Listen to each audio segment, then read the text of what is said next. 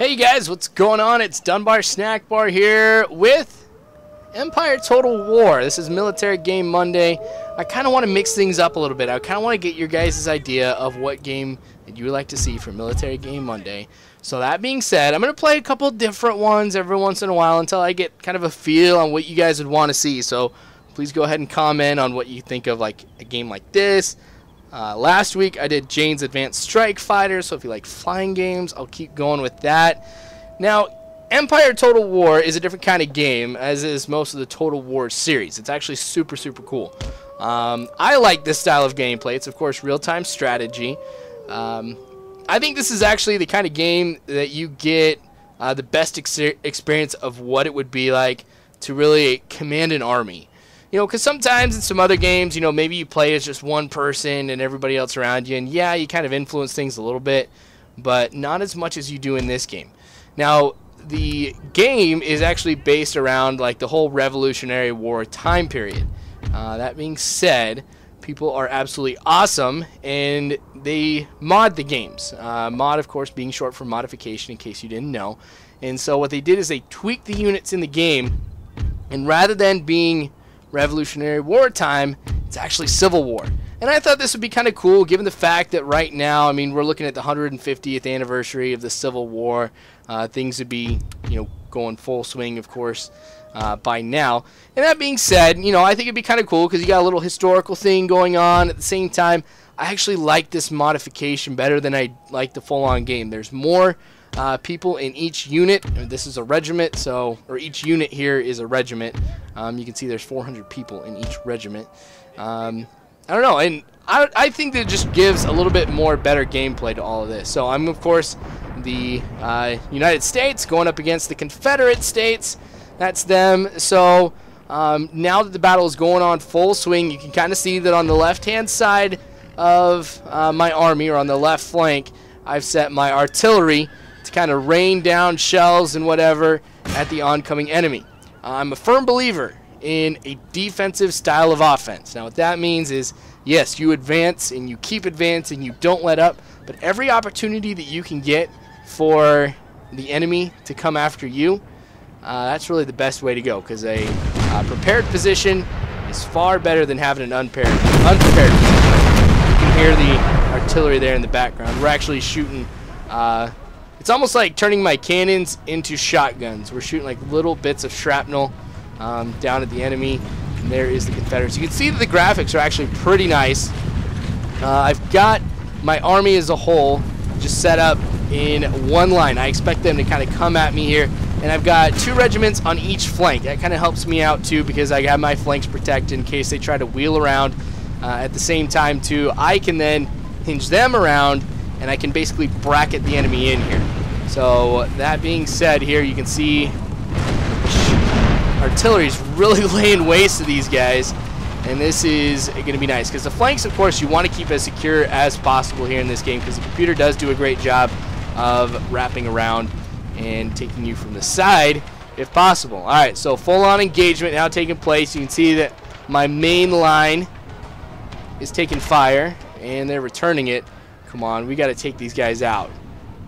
So you'll see below the flag there's like a little red flag, and sometimes you'll see little chevrons in there, just kind of letting you know how good they are. Obviously, the more chevrons you have, the more experience. It means they'll last longer in a fight, and they're more accurate too.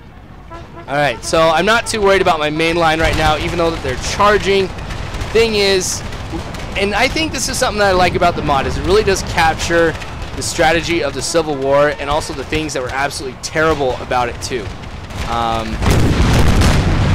Wow, we took those guys out. Huge hole right there. Man, of course they're going to be running away. When you see the blinking flag, that means they're either getting really weak or they're running away. But kind of going back to saying how the game captures Civil War strategy here really well, it was kind of fought the Napoleonic style. Alright, that being said, everybody lines up, you kind of shoot back and forth at everybody. But the thing is the weapons and the technology were far beyond the tactics. So even though they were kind of coming at me, the fact is my guns are so accurate and I can fire so often that I would probably be able to kill more guys before they actually got to me, and makes their charge ineffective like you saw right there. Alright, so I've ended up winning this battle here. It kind of is a little bit one-sided, so I wasn't surprised that we ended up winning. This is actually Richmond I'm at right now. I'll kind of show you guys in a little bit kind of what the map looks like here and everything, so you can kind of see what's going on in the country as a whole, why certain battles take place. Alright, so we'll kind of show you it here real quick. Now, you can see that there's Richmond down here.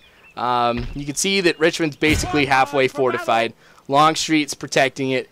Grant actually is on the attack. I'm putting Grant in the west, and I'm taking Sherman, and I'm putting him out in the west. So Grant has the east, and then, gosh, why did I forget his name already? I just said it. Sherman. There we go. Sherman is right here. He's going to be getting the west side. Now there's General Johnston too. So you can see here in the west, it's actually a pretty tough situation. I mean, the Confederates have kind of invaded already. Looks like they may be heading towards Detroit. So I'm thinking about maybe taking General Sherman up there to kind of defend, also kind of recruit as quickly as I can. Now, Kentucky here, this is going to be a tough one too. You can see that's also at half strength, and there's a lot of Confederates regiments that are kind of floating around the area. So I wouldn't be surprised if they were under siege. So, like I said, Lee is down here in Charleston. I don't know if he's trying to build up an army or something like that. Besides Sherman, besides Grant, I've also got General Hooker back there in Philadelphia. He's getting recruits from Washington, Philadelphia, Boston, and New York. He's building up all the time. So the way that I'm kind of strategizing this here, it's just like the real Civil War. I mean, the North had a lot of things going for him in men, material. So if I can kind of hold this off here a little bit and kind of hold back the South, I think I'll be able to come away with the win. Now, Longstreet, after having suffered that defeat, thinks it's a smart idea to kind of go after my guys again. So, you know what? By all means, dude, you and me, let's do this. I'm going to go for the final blow on this as well, because you can see, though, I was waiting for the enemy to come to me. Of course, that's something I am going to continue to do in this and a number of other battles. But that being said, I'm also going to prepare for their retreat. So what I'm going to do is I'm going to start off with the same type of formation you're going to see right here. I'm going to put my artillery on the left side here, kind of close to the hills. Well, not everybody. But I'm going to put the artillery over here because that worked really well. Granted, when I had the actual cannonball shots, didn't do too well, but I'll kind of go to buckshot here eventually. And then I have two regiments here on the side, kind of serving as a protection of the flanks and also really protecting the artillery too. Because if the enemy tries to charge with cavalry, which is usually a good thing to do, they'll be able to kind of shoot them down before they get there. Plus, I can kind of wrap them around too, and you know they can serve as a defensive wall against it too. We'll get this main line formed right here.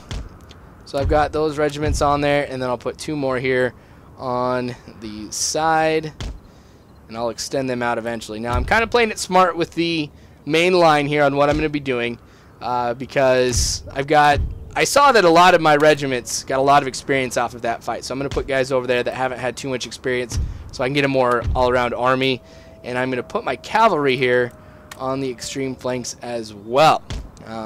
One of the things that's really nice about cavalry is they can dismount and serve as infantry, like I'm doing right here.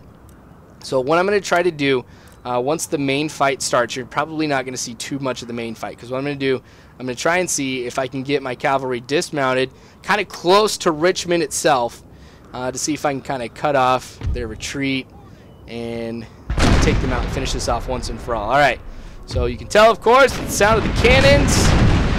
This has started. Alright, you can also see there's not nearly as many as there were before. Now, they don't have any artillery, so this is something that they have to charge. Artillery is a great component of this game, because with artillery, it's basically to serve as an annoyance more than anything else.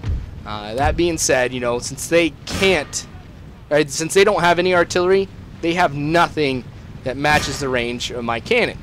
So they have to charge me. That's the only way that they can win. Otherwise, they just sit there, and I just bombard them with my cannon all day, and they suffer a lot of casualties. Alright, so they're going to go on the run. I don't know necessarily why they're doing it now, except we're We're trying to dodge the cannon here. Ooh, good shot. Now the thing is with the normal cannonballs, it's a little bit tougher for me because I don't get as much damage down there on the enemy. I don't want to necessarily say kills. I feel bad about that. But, you know, I don't take as many guys out. There we go. I guess that's kind of a neutral way to put it. With cannonballs as I do with the buckshot. So they're going to go ahead. They're going to keep going. General Longstreet's still alive, so he's still commanding them. A lot of the troops they have here are kind of middle of the line, as are mine. I'm going with line infantry. They're your basic type of unit. They're really good for defense and a number of other things. There's Longstreet on the horse. Now, what I do, I kind of pull Grant back as far as I can because generals are huge components of this game. Because what happens is if you kill the other team's general or other army's general or your army loses their general, that makes the units more likely to retreat. So it's something that you want to do. I mean, it kind of seems pretty bad because you want to kind of assassinate their general as quickly as possible, or at least during a main part of the battle. Just so that way, you know, they retreat a lot quicker. You can go on the offensive, counter-offensive, whatever it may be, and then you go ahead and chase them down.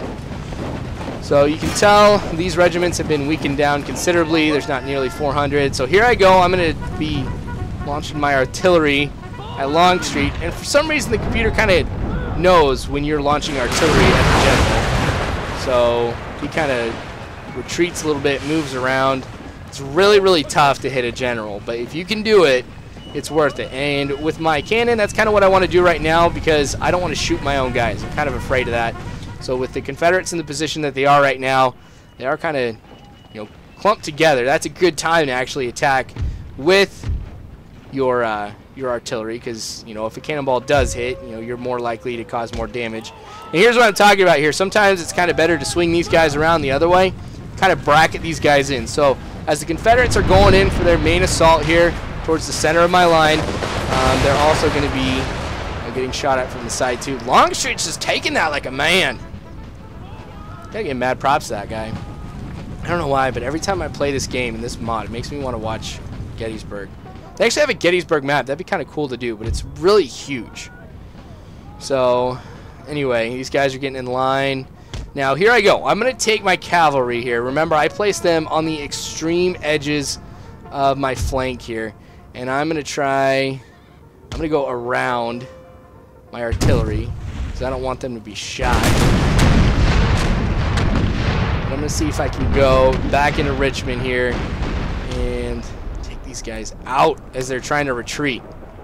You have to be careful with cavalry too because, oh man, some of my cavalry is going to get shot up in the crossfire here. And they're taking some of my infantry with them. Friendly fire is a big issue in this game as it is in real life. But, man, not too many of them went down. I only lost 8 out of 200 of my cavalry with them doing that. So, I guess I'm lucky. Now, you can see we're really doing a great job of handling what's going on. Confederates, of course, are trying to hit the wedge. That may be a smart call, but at the same time, they're being shot at from two sides right now. So it's just a matter of time for them. So I'm going to go ahead. I'm going to focus on the cavalry. Once they get in position, I'm going to have them go ahead and dismount here. Oh, man, I did lose a bunch more. It's that one regiment of cavalry sitting at 158. All right, so no problems on my main line right now. See, it's like these guys who are retreating, I kind of want to take out. So, where are the rest of them? Now you can see they retreat through Richmond. So that's kind of why I want to cut them off right here. So we got to get in position here. I got to be careful because if I get really close to them, the cavalry behind that first regiment is going to like shoot everybody in the back. You'd think they would kind of figure that out. Gosh, and Longstreet's still kicking. My main line's got this taken care of. Most of their regiments are retreated or about to retreat anyway. Longstreet's really the only guy still here right now. So we're going to dismount them. There they are getting off their horses. This stretch him out here. We'll have him cover a pretty wide area here. Oh, we just took out Longstreet with that one, too. I got a lot of respect for Longstreet. I'm kind of sad to see him go. All right, so I'm going to have these guys. All right, so we've won the battle, so it's just a matter of running these guys down now and see what can be done. So we'll take that regiment out, and then we'll kind of get these guys in position here and see what we can do about the guys who are retreating. So the first regiment of cavalry that have dismounted, they're kind of getting in position. They're kind of going slow, so we're going to go ahead and speed them up. We're going to get them running. There's some pros and cons to that. You know, of course, you get into position quicker, but also they get more tired. And the more tired they're, oh, man. Now, that's going to be it for Military Game Monday. I appreciate you guys watching. Tell me if you like seeing Empire Total War. I'll kind of do a Napoleon Total War as well, and maybe some other ones here to try and mix it up. I got Tank Busting Tuesday tomorrow, so hang on for that. You guys are awesome. Thanks for watching. Comment, like I said, if you'd rather see Jane's Advanced Strike Fighter, I'd like to know. Always, I hope you guys have a good one.